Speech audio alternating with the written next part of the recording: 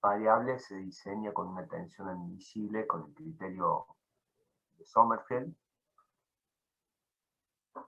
pero en el caso de la soldadura y del SAC, que es la zona afectada por el calor, que esté sometido a cargas variables, no vamos a aplicar el criterio de Sommerfeld para el dimensionamiento del RON admisible. Lo que vamos a hacer es usar un criterio que se llama de Wöhler, que en vez de disminuir la tensión admisible, aumenta con un coeficiente gamma la carga máxima o la tensión máxima de trabajo. Entonces, la tensión máxima del cordón va a estar incrementada por un coeficiente gamma y se le va a comparar con la tensión admisible de un cordón de soldadura para el caso estático, que va a ser el signo de fluencia sobre n por el alfa n. Entonces,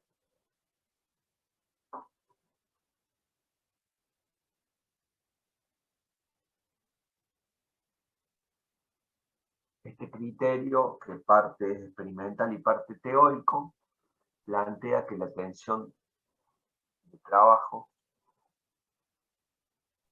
en presencia de fatiga va a ser la tensión máxima, que va a ser el F máximo sobre el área del cordón, por un gamma mayor que 1. Que esto aumenta la tensión sobre el cordón en vez de disminuir la tensión admisible. Y queda menor o igual a la tensión admisible del cordón, que es el RO admisible sin una influencia sobre n por alfa n. Entonces, la expresión 1 se puede expresar de esta forma: ρ máximo por gamma menor o igual a ρ admisible. Bien. Este coeficiente de fatiga de soldadura o de Wöhler, que deberá ser mayor o igual a 1 para aumentar la tensión máxima de trabajo, el resto de las variables ya las conocemos.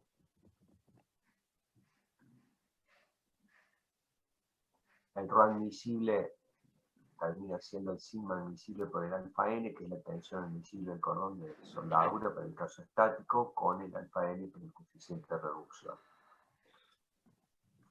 Entonces se plantea hacer una representación gráfica a través de un sistema de coordenadas, donde en la ordenada represento la tensión máxima de falla por fatiga del material, y en la abscisa lo que sería el R, la relación de cargas entre la mínima y la máxima. Entonces, ese R, o relación de carga entre la mínima y la máxima, puede variar entre más 1 para un caso estático y menos 1 para un caso alterno simétrico. Vale 0 cuando es pulsante, vale entre 0 y menos 1 cuando es alterno asimétrico, y vale entre 0 y más 1 cuando es variable igual signo.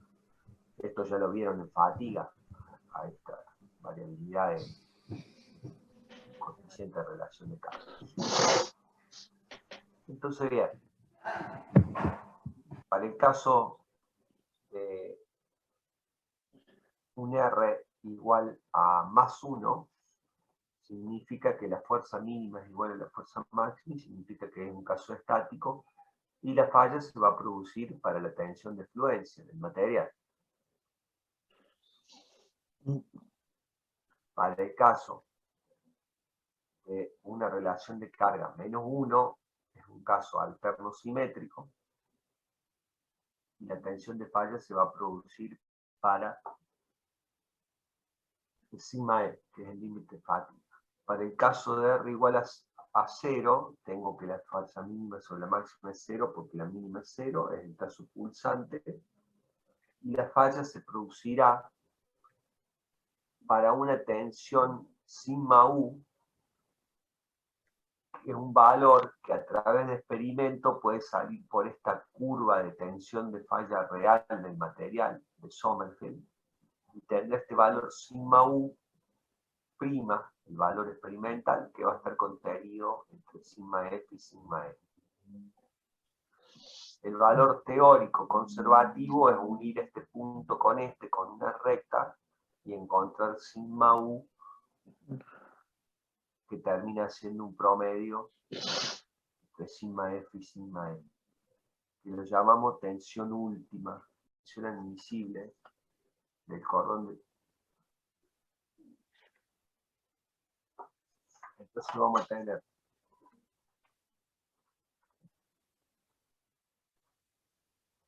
un minuto.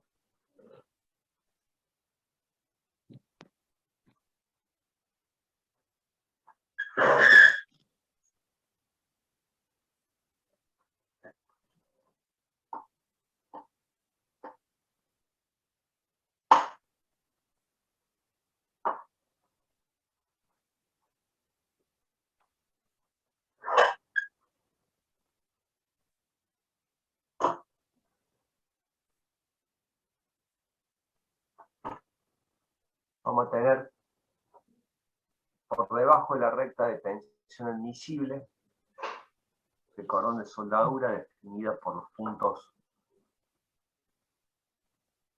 Vamos a tener, esta va a ser la recta, la curva de la tensión de falla real del material. Esta va a ser la recta de tensión de falla teórica del material. Esta va a ser la recta de tensión admisible del material. Y esta va a ser la recta de tensión admisible del cordón de soldadura, porque vamos a tener que el sigma E sobre N va a ser la tensión admisible para alterno simétrico y el sigma F sobre N va a ser la tensión admisible para el caso estático. Unimos eso, generamos una recta de tensión admisible del material. Después de eso, lo multiplicamos por alfa N, que es el coeficiente de reducción para el caso de soldadura, y lo transformamos en una recta de tensión admisible para el cordón de soldadura. Porque a estos valores, el sigma F sobre N, el sigma E sobre N, y el sigma U, que es el promedio de estos dos, sobre N, lo multiplico por el alfa N, que es el coeficiente de reducción del cordón. Entonces, por debajo de estos valores, yo voy a tener que el cordón resiste la fatiga. Entonces, de un análisis experimental se establece que el valor de la tensión en el cordón de soldadura sometido a fatiga es igual a un coeficiente A por el F máximo sobre el área del cordón más un coeficiente B por el F máximo sobre el área del cordón. Todo eso menor o igual al ρ admisible, que es el alfa N por la tensión admisible. Vemos que este ρ depende de la fuerza máxima, de la mínima, de A y B. A y B son coeficientes. Esos coeficientes que se plantean como ecuación de una recta se van a reordenar de esta manera y me queda que este valor entre paréntesis lo llamo gamma, que es A más B por F mínimo sobre F máximo, y acá lo llamo F máximo sobre área ρ máximo del cordón. Entonces, comparando la expresión 4 con la 1, vemos que son idénticas y que lo que está entre paréntesis representa a gamma. Y después me queda F máximo sobre área de cordón. Entonces, A y B son coeficientes y F mínimo sobre F máximo es la relación de carga. Entonces esto está representado por una ecuación en primer grado. Entonces para determinar el coeficiente planteamos que para un caso pulsante F mínimo es igual a 0 y la relación de carga es 0. Entonces en esta expresión esto es 0, esto se va a 0 y me queda que gamma es igual a A.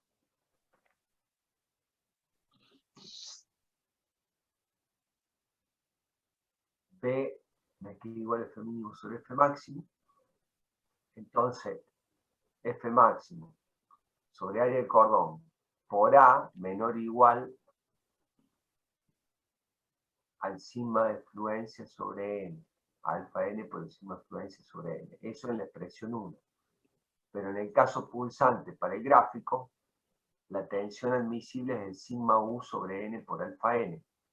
Entonces me queda que el F máximo sobre área del cordón es igual a ρ último, que es la tensión última sobre N por alfa N. Entonces, reemplazando, me queda que sigma U sobre N por alfa N por A es igual a alfa N por sigma influencia sobre N. De ahí me queda que A tiene que ser mayor o igual a esto.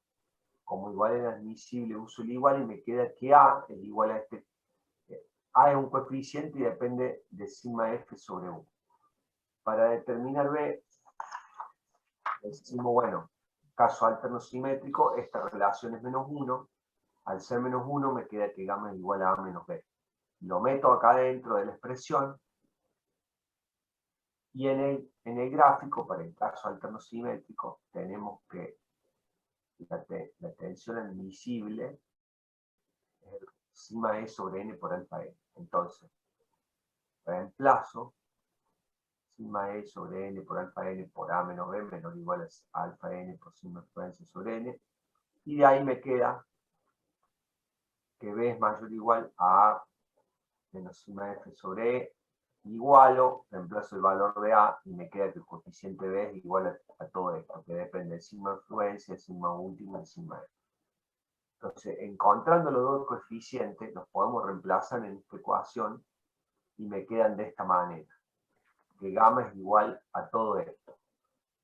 O sea, sigma U es un promedio entre sigma F y sigma E, y gamma depende de la carga máxima, mínima, y de las características del material, sigma E, sigma F y sigma U, que es un promedio de sigma F y sigma E. Entonces, esto depende del material base, del cordón, y esto depende de las condiciones de carga. Analizando esa expresión 9, considerando un material específico, donde ya esté definido estos tres valores, la variable a analizar sería la relación de carga, y sabemos que esta puede variar entre menos 1 y más 1. O sea que, como sigma F mayor a sigma U y sigma U mayor a sigma E, en esta ecuación voy a tener que sigma F sobre sigma U es mayor que 1, y que sigma F sobre sigma E es mayor que 1, y también voy a tener que sigma F sobre sigma U es menor que sigma F sobre sigma E. Pero ¿qué pasa? Al generar esto, yo tengo que analizar qué relación de carga va a hacer que gamma sea mayor que 1 o menor que 1, porque si es menor que 1 no considero fatiga en el cordón. Entonces, para encontrar la relación límite, a partir de la cual la relación de carga hace que gamma sea igual a 1, y luego empieza a ser menor que 1, la vamos a llamar relación límite. Entonces hacemos gamma igual a 1, igualamos acá y lo llamamos relación de cargas límite. Y ahí despejamos y encontramos esto. Y vemos que en la expresión 10, el valor de la relación límite de carga a partir de la cual el gamma es mayor o menor que 1, depende de sigma E y de sigma F. Y de sigma U, que también depende del material y promedio de todo. Entonces, en forma gráfica, podríamos ver que en esta zona pintada, el factor gamma encuentra una relación límite a partir de la cual gamma es menor que 1. Esa parte no me interesa porque se toma como caso estático. Y cuando gamma es mayor que 1, es esta relación de carga que va desde el caso alterno simétrico hasta el punzante y llega hasta un punto del variable igual signo. Todo esto generaría todas estas relaciones de carga generarían un gamma mayor que 1, que se consideraría el fatiga. Y cuando la relación de carga se acerca al caso estático en esta zona, ya el gamma matemáticamente se me hace menor que 1, y no lo consideramos para aumentar la carga, porque si no le disminuiría, no se considera. Entonces, en toda la zona pintada se considera el fenómeno de fatiga porque gamma es mayor que 1, y en la zona blanca no se considera el fenómeno de fatiga, porque gamma me queda menor que 1. Entonces, básicamente, se evalúa en función de la naturaleza del material cuánto vale gamma, y en función de la variabilidad de las cargas. Si gamma me queda mayor que 1, multiplico por ese número mayor que 1 por la tensión máxima, y si gamma me queda menor que 1, no considero el efecto de fatiga, no se considera, y dejo la tensión de trabajo común. Y en el caso límite, Para ponerle un número a esto... Profe, ¿me escucha? Sí, lo escucho. Disculpe. Para el caso de que gamma valga 1, ¿que se toma estático también? ¿Se considera estático? Y sí, porque gamma vale 1. Claro, solamente para casos mayor que 1. Ese es el gamma límite. Ok, gracias. Vamos a dar un ejemplo de un material que tenga 2.400 kilos sobre el milímetro cuadrado de la fluencia, 1.800 a la fatiga, el sigma último me queda en 2.100. Entonces el gamma me queda igual a esta ecuación, 1,43 menos 0,19 de este mínimo sobre este máximo. Si el cordón con estas condiciones está sometido a un caso alterno simétrico, ¿qué va a pasar? Esto vale menos 1 y me queda todo esto reemplazando el menos con el menos ese más y me queda que gamma es 1,33. Entonces se considera fácil. Si el caso es pulsante, para este caso particular, la relación de carga vale 0 y me queda que el gamma vale 1,14. También es mayor que 1 y se considera fácil. Para el caso estático me queda que el gamma es igual en la relación de carga 1 y me queda que el gamma es 0,95, menor que 1, no lo considero.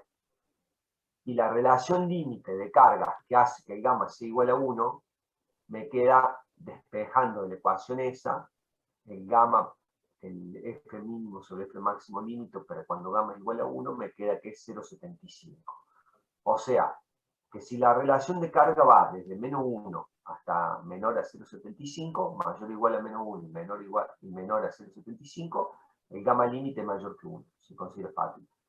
Si la relación de carga es mayor o igual, acá sería mayor o igual a 0,75, el gamma es igual a 1, si es mayor a 0,75, menor a 1, si es igual a 0,75, igual a 1, y se considera fácil. Esto es un ejemplo para mostrar que el valor de la relación límite no es 0,75, sino que depende de estos valores. Y estos valores me arrojan distintas condiciones de gamma, que pueden ser mayor o menor que 1, dependiendo del tipo de carga. Y yo voy a analizar mi gamma límite a partir del cual hay o no hay fatiga. Y en función de mi relación de carga sacaré un valor que estará comprendido entre 1,33 y 1, considerando fatiga, y menos de 1 no considero fatiga.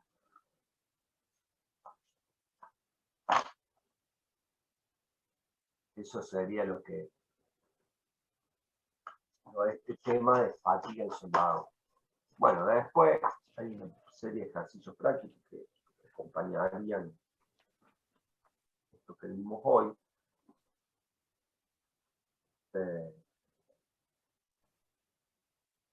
Y bueno, entonces, no sé si hay alguna duda de esto.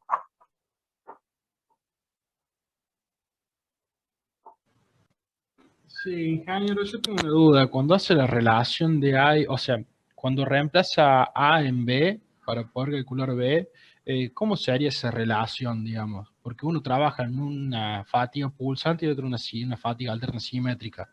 No me estoy dando cuenta No, cómo hace para relacionarlo cambio. eso. No, a ver, se reemplaza acá. Se llega a esto.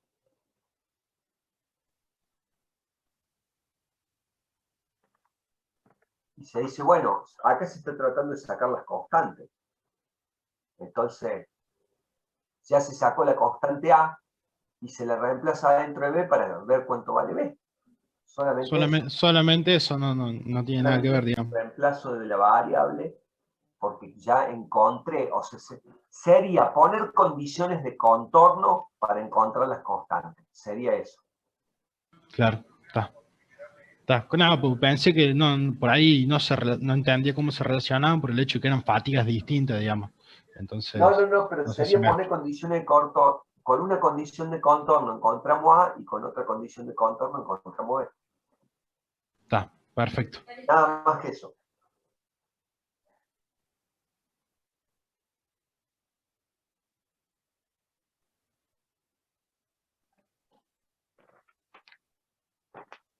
Bien. No sé si yo les explico. Esta es la parte 1, la parte 2, perdón, de soldadura. No sé si hay alguna duda de esto, o si no, yo empezaría con la parte 3. Les comento, la parte 3 no la publiqué, porque estuve hasta anoche armando material y corrigiendo y agregando material a la parte 3, entonces todavía no la publiqué porque a lo mejor agregaba algo más antes de publicarla. Entonces, yo ahora empezaría hablando, usando una parte del apunte de la parte 3 que todavía no está publicado, yo lo proyecto y después lo publico. Cuando lo cierre ya lo publico en el PDF para que lo tengan. La parte 3 de soldadura va a la parte de lo que es recipiente cilíndrico, soldado. Entonces, si esto ya estaría, voy a pasar a la parte 3. Me van a esperar un minuto. Voy a dejar de proyectar acá.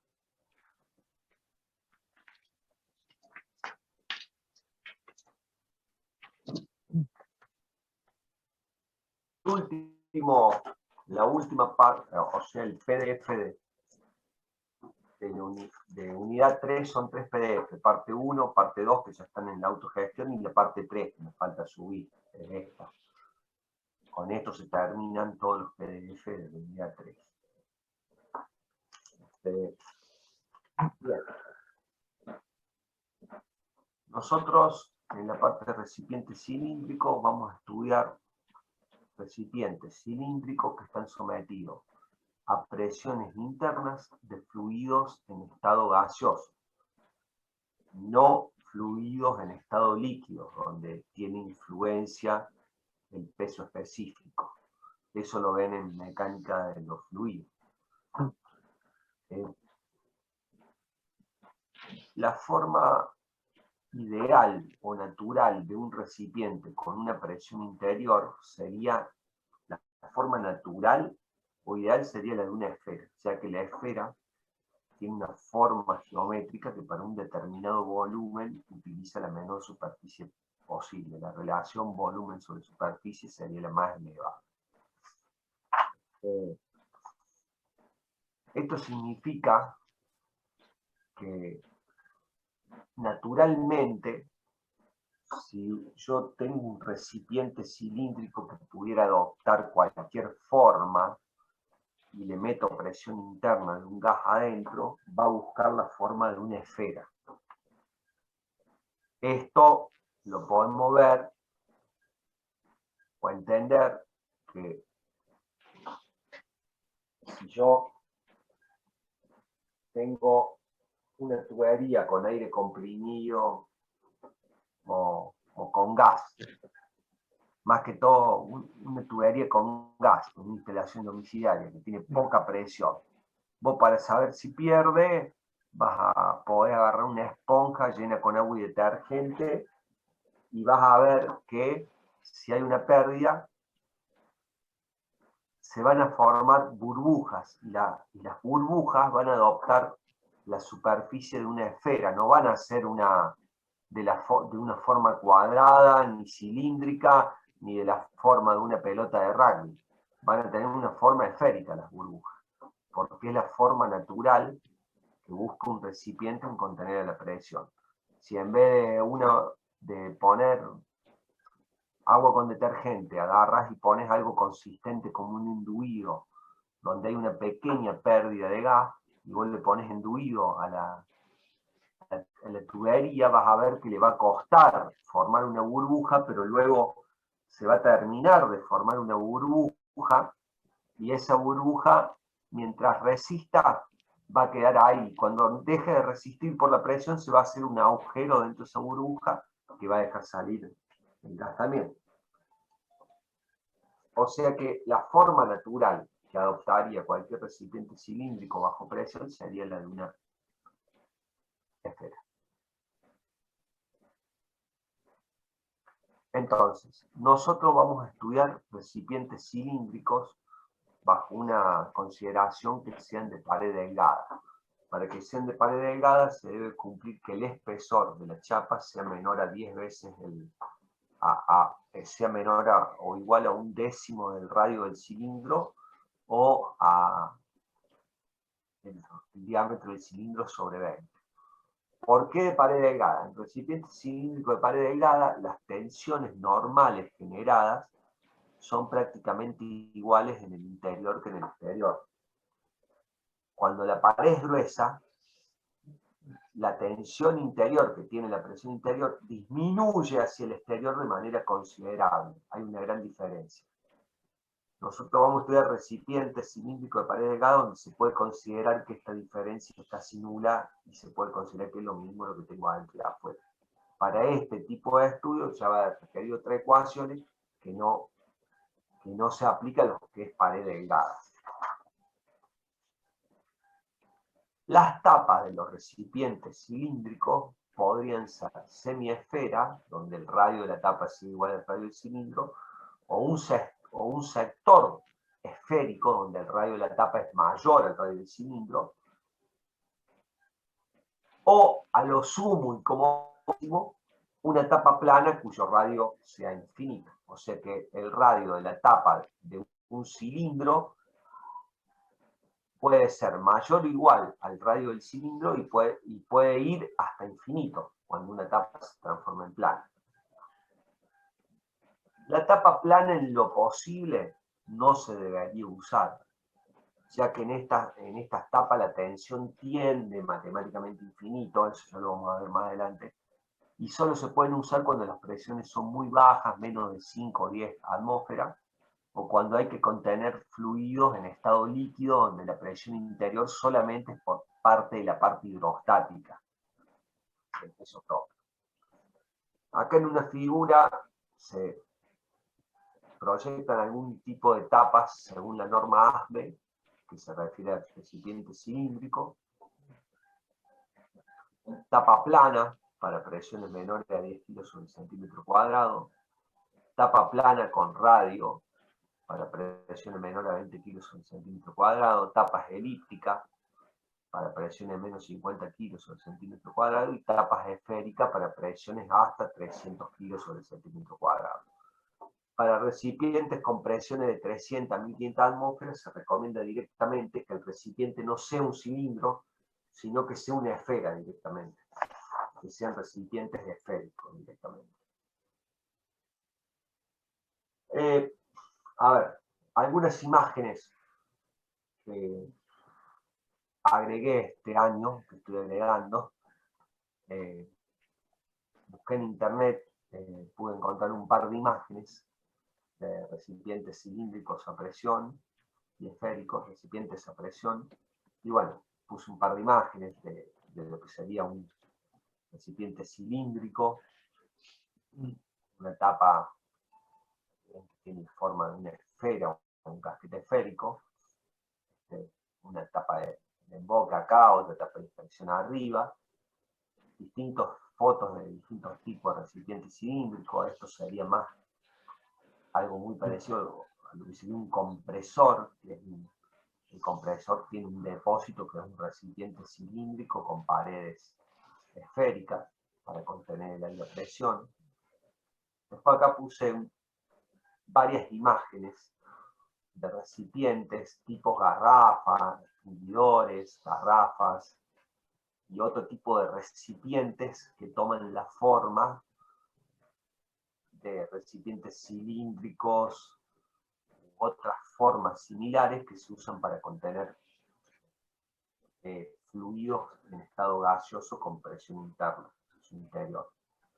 Y después acá puse fotos que son recipientes esféricos diseñados para soportar grandes presiones. Se usan recipientes esféricos. Y bueno, estos son recipientes esféricos usados en plantas donde se esté almacenando fluidos en estado gaseoso de gran magnitud.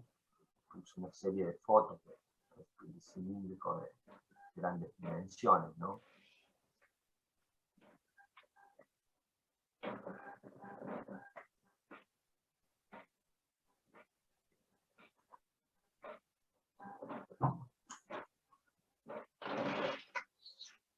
Ahora, entonces, básicamente, nosotros vamos a estudiar recipientes cilíndricos con tapas esféricas, o semiesféricas, o con un sector de esfera, o hasta plana, que ese va a ser el límite. Y después vamos a hacer una serie de explicaciones que se va a hacer extensiva para un recipiente esférico. Luego de explicar toda la parte del recipiente cilíndrico, hacemos una extensión de las explicaciones que es aplicable para recipientes esféricos. Bien. Dicho esto, vamos a dar un poco la base de todo esto, donde hay un esquema, que hay un recipiente cilíndrico, está unido por un cordón de soldadura, o sea, como una chapa rolada formando un cilindro, unida por un cordón de soldadura, y luego una tapa que a la de este lado la llamo cóncava, y a la de este lado la llamo convexa, la de este lado no se ve, acá, y la de este lado sí se ve, y se ve el cordón de soldadura. Entonces, acá identificamos el cilindro en corte, que tiene un espesor T1, el diámetro interior del cilindro es D. Acá adentro hay un fluido gaseoso con presión interna, ahí. Esta tapa se dice cóncava porque metiéndome adentro del cilindro yo la veo cóncava esta y convexa esta. Entonces, desde adentro del cilindro nos paramos para mirar la tapa y decir que esta tapa es cóncava y que esta tapa es convexa. Cordón de soldadura que une la tapa cóncava con el cilindro, cordón de soldadura que une la tapa convexa con el cilindro. Espesor de la chapa de la tapa cóncava, T2. Espesor de la chapa de la tapa convexa, T2'.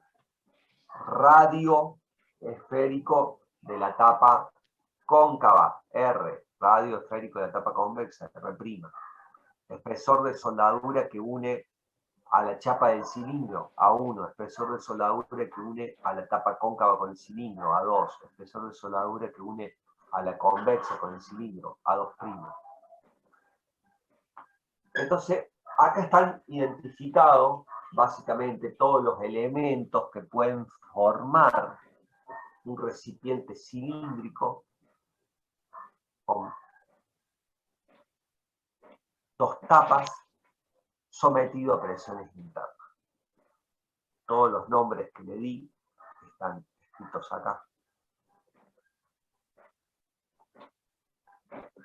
Igual, y después decimos bien, la tapa cóncava, la observo desde adentro del cilindro para ver que es cóncava.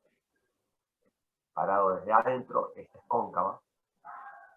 La chapa va a trabajar a tracción. Es ventajosa en el sentido que al usar esta tapa aumento el volumen de almacenamiento en toda esta parte, mientras que en la convexa no lo aumento. Tiene como desventaja que si yo necesito que el cilindro vaya parado, necesito hacerle algún tipo de pata o otro aro para que esto quede parado, porque si no se caería. La tapa convexa la observo desde adentro para ver que es convexa. La chapa de esta tapa trabaja a compresión. Tiene como desventaja que reduce el volumen de almacenamiento en toda esta parte del cilindro, pero a contrapartida, si yo necesito dejar parado este recipiente cilíndrico, con esta tapa se va a quedar parado. Ejemplo, todo lo que es los recipientes cilíndricos que contienen aerosoles como desodorantes en aerosol o desodorantes de ambiente. El fondo tiene una tapa convexa y la parte donde está el pin para tirar el spray normalmente tiene una parte cóncava. Ese sería un ejemplo de un recipiente cilíndrico sometido a presión interna.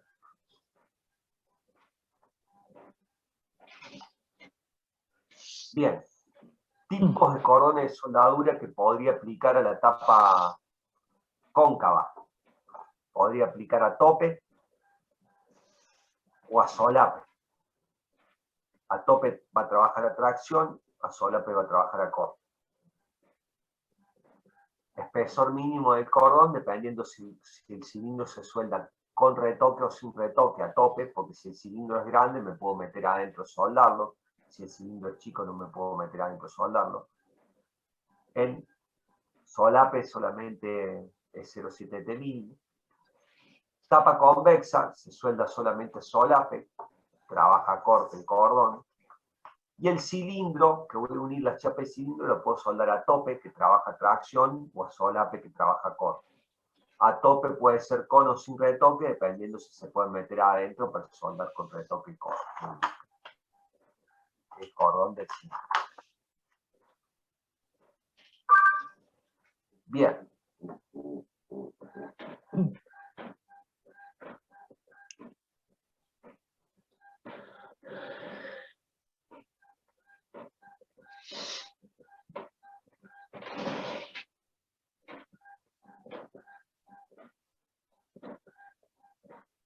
Bien.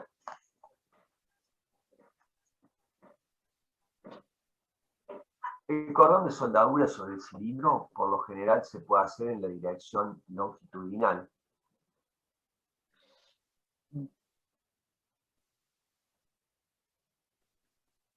Ya que sería lo más práctico. Cortar la chapa, rolarla, cortar un rectángulo, rolarla, generar el cilindro y soldarla. Ahí el cordón de soldadura va a trabajar con la tensión tangencial directa actuando sobre el cordón. Si recordamos que habíamos visto cordones transversales a 45 grados, podríamos pensar que también si se pudiera cortar una chapa, que se genere toda una hélice, que la unimos toda a 45 grados, generando una hélice en toda la vuelta, podríamos soldar ese cordón y va a tener tensiones actuantes directas que le van a generar tensiones indirectas al cordón que van a disminuir las tensiones de los esfuerzos normales de tracción. ¿Se acuerdan? El cordón transversal a 45 grados. Pero no es fácil cortar toda la chapa para rolarlo y que te quede toda una elipse a 45 grados para luego generar el cordón. Pero lo comentamos porque por ahí en alguna bibliografía se puede aparecer eso y solamente lo comentamos.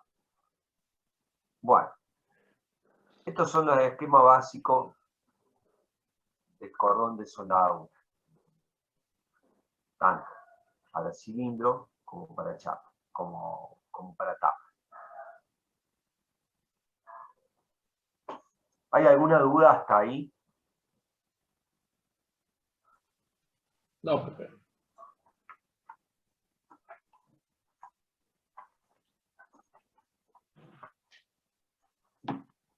Bien.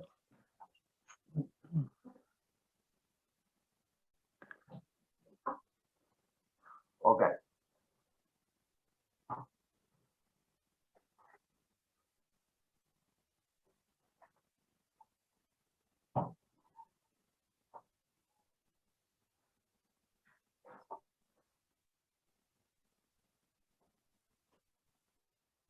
Ahora el estudio se divide en estudiar el cilindro y estudiar las tapas.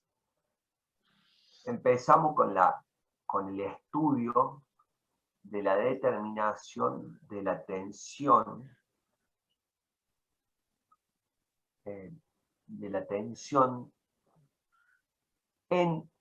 la chapa del cilindro. Sería la tensión tangencial en la chapa del cilindro que te genera la presión interna del fluido. Entonces, en la figura esta que se comparte, tenemos un corte de la sección transversal del cilindro, donde tenemos actuando la presión actúa de manera como si fueran pequeñas fuerzas, de manera normal a la superficie en cada punto. Entonces, tomamos un área elemental que está formado por un ángulo elemental diferencial de phi y un arco elemental E', donde ese arco elemental por el largo del cilindro genera un área elemental que se llama diferencial de omega, que es el producto de ese arco por este largo del cilindro. Entonces, tenemos T1, el espesor del cilindro, tenemos P, la presión interna, y R, el radio interno del cilindro. Entonces ese arco, E' es igual al radio por el diferencial de phi, y el área elemental es el arco S por el largo, o sea que es igual a todo esto. Entonces la fuerza elemental que va a actuar en esta área elemental, esta fuerza elemental, va a ser igual a la presión por la superficie. O sea que va a ser igual a la presión por la superficie elemental, o sea que va a ser igual a todo esto. Y acá obtenemos la expresión 1. Esta es la fuerza elemental. La descompongo en dos direcciones x y usando el ángulo phi. Entonces, diferencial de fx es diferencial de f por seno de phi, y es igual a todo esto, y diferencial de fi es igual a diferencial de f por coseno de phi, y es igual a todo esto, expresión 2 y 3. Estas fuerzas fx, si yo lo integro matemáticamente, me da 0. Y si yo lo veo acá físicamente, se anulan de a pares. Las fx se van a anular. Las 2 fi se van a sumar, pero las 2 de fx se van a ir anulando de a pares.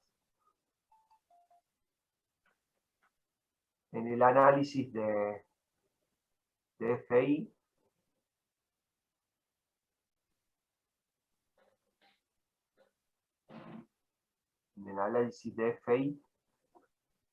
lo que se hace es integrar acá, es integrar entre menos 90 grados y más 90 grados, en todo esto, barrer todo esto para sacar la fuerza FI resultante que va a actuar, si yo cortar el cilindro acá por la mitad, esta fuerza FI va a actuar con una FI sobre 2 de este lado y otra FI sobre 2 de este lado, va a estar resistida esta FI con esto y con esto, que va a ser lo que va a generar tensión en esta chapa acá y acá.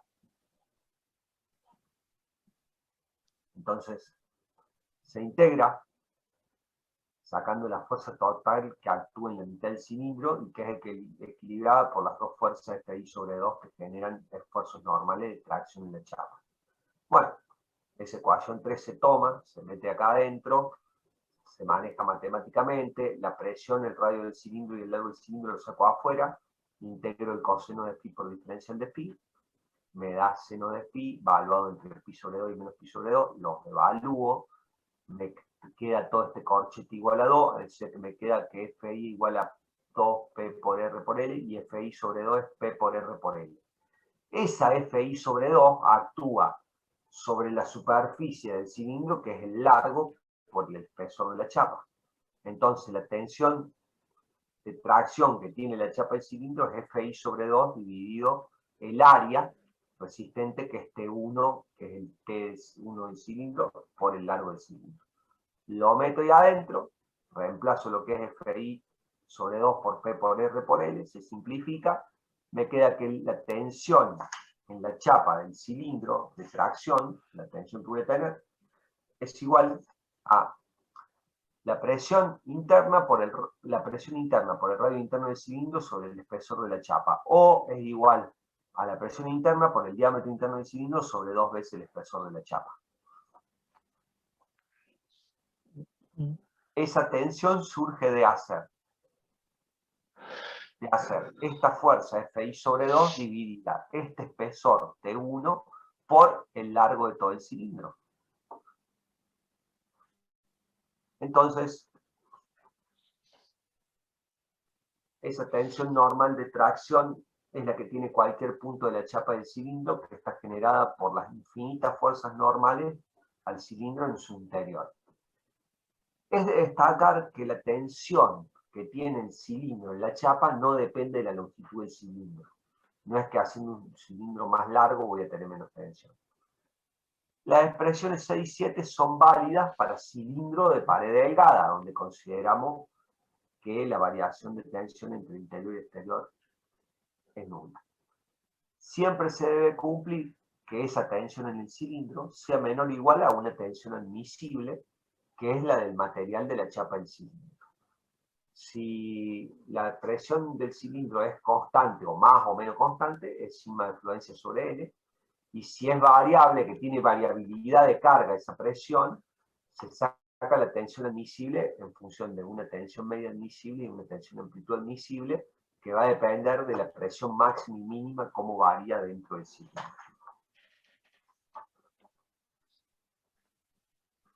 Para proyectar, igualo estas dos expresiones, de espejo el T1 mínimo, que es igual a P por R sobre sigma admisible, o a P por D sobre 2 veces sigma admisible.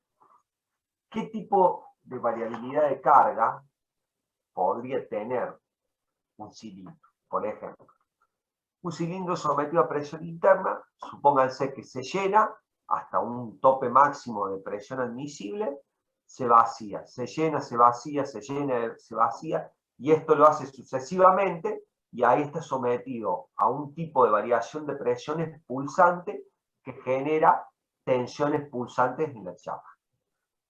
Supongamos que el cilindro se llena hasta un valor máximo de presión admisible, luego se vacía hasta un cierto valor de presión mínima, o sea, tiene una presión máxima. Cuando disminuye la presión hasta un mínimo, como si fuera un compresor, vuelve a arrancar de nuevo y vuelve hasta un máximo. Para el motor, baja la presión, llega a un valor mínimo de presión, arranca de nuevo. Entonces está sometido a una presión variable igual signo que genera una tensión en la chapa de tracción que es variable igual signo. Estas serían las dos formas típicas de variabilidad de presiones que pueden generar fatiga en el material del cilindro.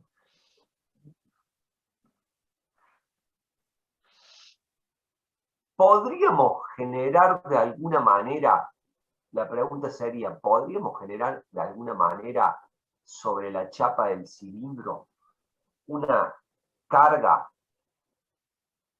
que sea alterna simétrica o alterna asimétrica?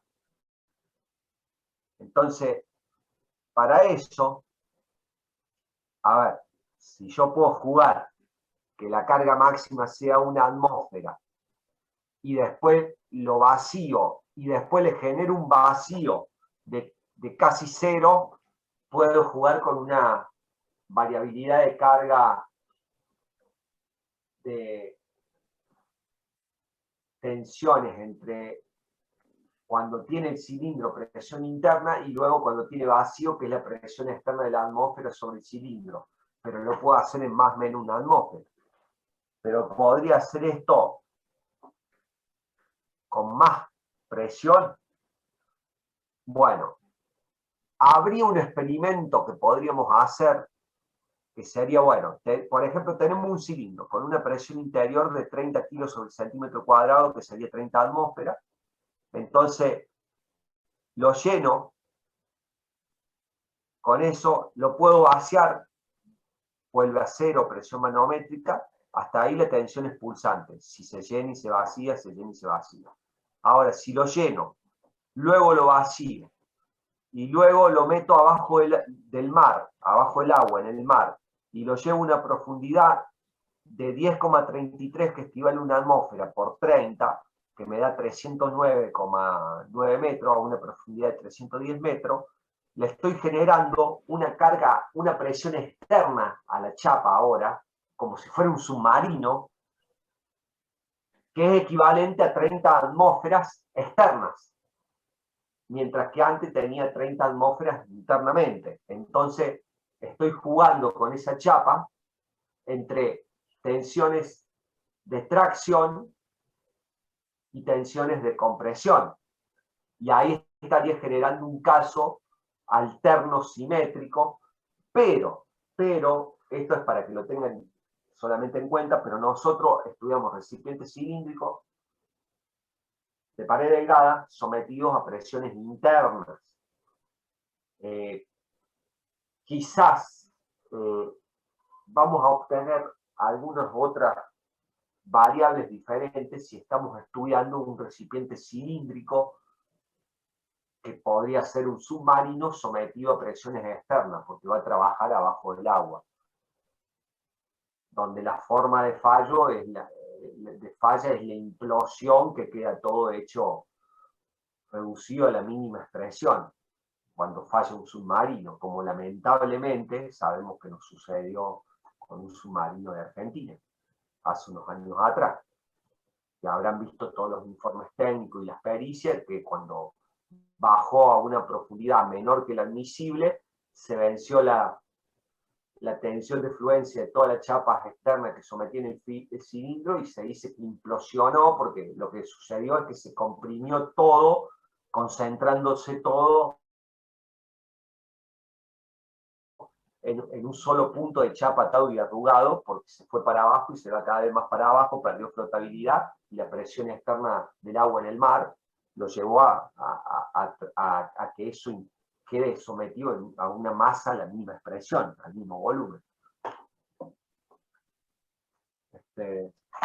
Bien. ¿Se entendió hasta ahí? Profe, una duda. Sí. En el caso del submarino, cuando está sometido a una presión externa y además tiene la presión interna de presurización, ¿cómo lo podemos estudiar ahí? Sí, El pero tema la de fatiga. presión interna de presurización es la que necesita un humano para vivir, que es una atmósfera. En una atmósfera, claro. Claro, que no es nada a En comparado con si comparación el a lo otro. submarino se te metió a 100 metros para abajo y se te metió a 103 metros, ya estamos hablando de 10 atmósferas. Exactamente. Estamos hablando de 10 atmósferas. Vieron que los reloj buenos de calidad, que son que son realmente sumergibles para el agua, no solo dicen en inglés water resistant, sino que indican la presión en atmósfera de la cual se pueden soportar abajo el agua.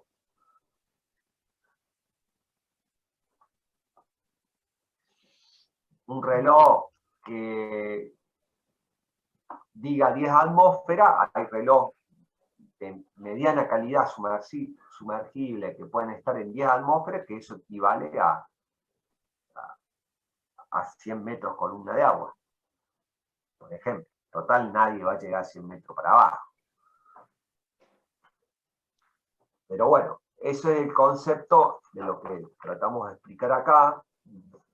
Tratamos de aclarar el campo de aplicación de todo esto. Por último, por hoy, vamos a determinar y dimensionar el cordón de soldadura que va a unir a esa chapa del cilindro.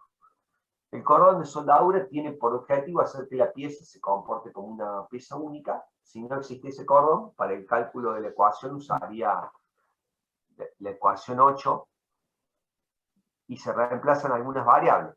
O sea, esta expresión 8 me da la tensión que tiende a separar la chapa, y va a ser la misma que tiende a separar el cordón del cilindro, de soldadura. Entonces el sigma admisible se pasa a ser igual al rho admisible, la tensión en el cilindro pasa a ser igual a la tensión del cordón que une el cilindro, el espesor de la chapa pasa a ser equivalente al espesor del cordón, y se forma una expresión que dice que el rho del cordón del cilindro es P por R sobre A1 o P por D sobre 2A1 menor o igual al rho admisible. Rho admisible es igual al sigma de fluencia del material del cilindro sobre N por alfa N, coeficiente de reducción. El cordón se puede unir a tope, se puede usar a tope 0,75 o a solape 0,65. Para proyectar, de ahí de espejo el A1 mínimo en el cordón, y me queda igual a todo esto. Y como el rho admisible va a ser menor al sigma admisible, significa que el A o espesor del cordón va a ser mayor seguramente al espesor de la chapa que necesito.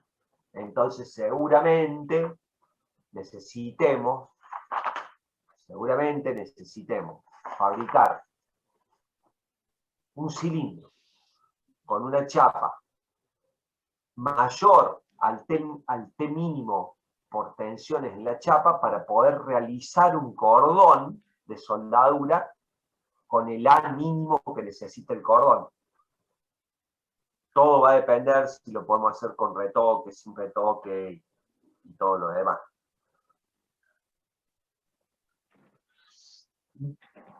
Bien, todo esto quizás lo vamos a ver mejor ya cuando veamos los ejercicios prácticos, pero esto no termina acá.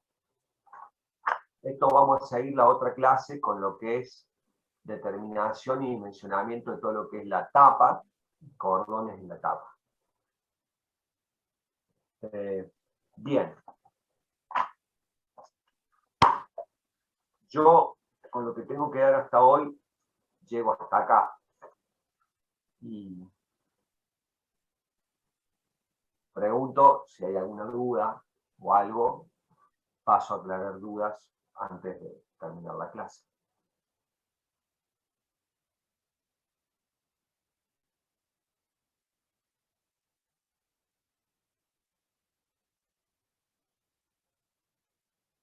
Este apunte ya se los voy a, esta parte 3 ya la voy a colgar en la autogestión.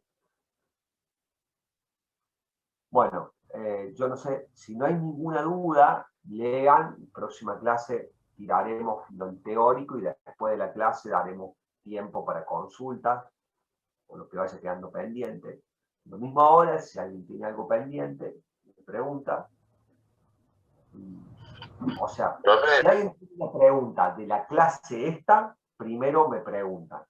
Después de las preguntas de la clase esta, se quedan en el aula virtual los que se quieren quedar y me pregunta si alguien tiene una duda de otro tema que yo ya haya dado. Pregunto, ¿de esta clase hay alguna duda? ¿O de esta clase ya estaría y lo tienen que leer y le quieren preguntar otra clase? ¿Cómo hacen? Profe, una consulta. ¿Me escucha? Y lo escucho. Ah, bien, gracias. Digamos, si el material de cordón de soldadura es, digamos, excesivamente más resistente que el del cilindro, ¿puede que ese espesor de cordón sea inferior al cilindro? Lo que pasa es que el material que se usa para hacer el cordón tiene que ser de igual o mejor calidad que el material base del cilindro. Pero acuérdese que el cordón va a romper en la zona SAC, que es la zona afectada por el calor, que es la que afecta el material base en el entorno. Entonces, por más que use un cordón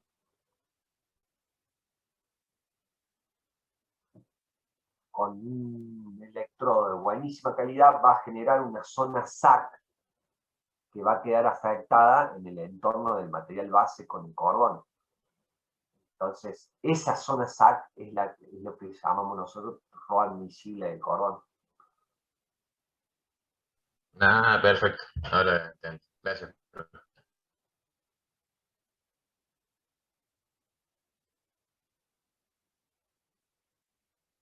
¿Alguna otra duda sobre este tema que di hoy?